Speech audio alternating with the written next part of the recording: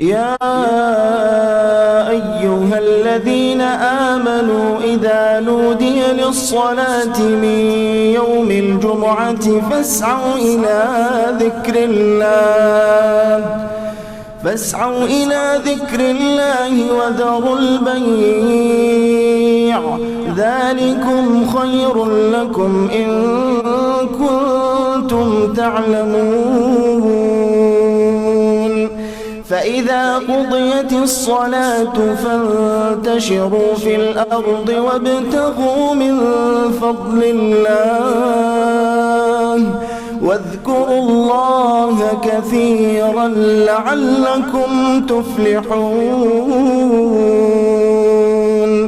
وإذا رأوا تجارة أو لهوا انفضوا إليها وتركوك قائما قل ما عند الله خير من اللهو ومن التجارة والله خير الرازقين.